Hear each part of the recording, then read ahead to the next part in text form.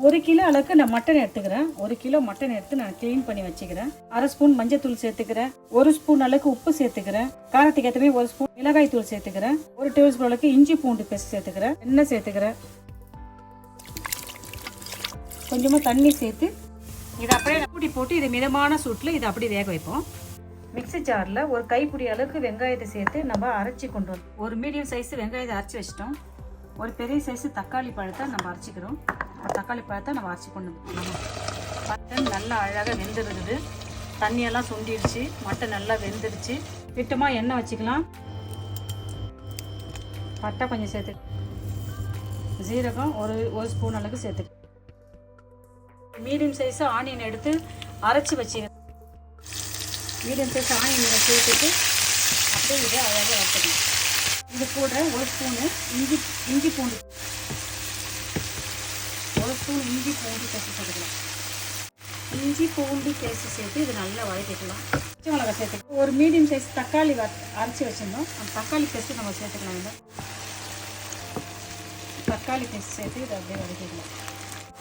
கரம் மசாலா தூள் 1 ஸ்பூனு, ஜீரகத்தூள் சேர்த்துக்கிறோம், மல்லித்தூள் சேர்த்துக்கிறோம், இதில் காரத்துக்கேற்ற மிளகாய் தூள் சேர்த்துக்கிறோம், மஞ்சள் தூள் சேர்த்துக்கிறோம், திட்டமாக உப்பு சேர்த்து இதெல்லாம் சேர்த்து நம்ம அழகாக அப்படியே கலந்துக்கலாம்.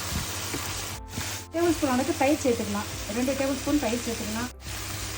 தயிர் சேர்த்து இதை அப்படியே கலந்துக்கலாம். தக்காளி வெங்காயம் நம்ம போட்ட தூளோடைய எல்லா தூளோடைய பச்சை வாசனை போகிற வரைக்கும் இதை அழகாக வதக்கலாம். எண்ணெயில் வறுத்த கொஞ்சோண்டு வெங்காயம், அந்த வெங்காயத்தை நம்ம கொஞ்சம் சேர்த்துக்கலாம். கொஞ்சம் வறுத்த வெங்காயத்தை சேர்த்து வதக்கிக்கலாம். வேக வச்ச மட்டன் நம்ம ஆட் பண்ணிக்கலாம். வேக வச்ச மட்டன் ஆட் பண்ணிவிட்டு இதை அப்படியே நல்லா வதக்கிக்கலாம்.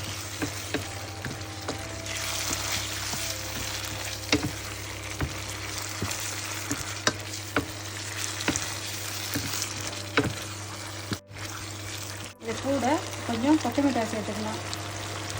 கொஞ்சம் கருவேப்பிலை சேர்த்துக்கலாம்.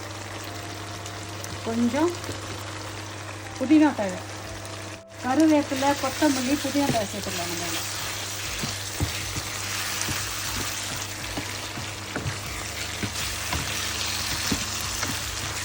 இதை அப்படியே கொஞ்சமே மூடி போட்டு ஒரு 2 நிமிஷம் கொஞ்சம் பார்க்கலாமா?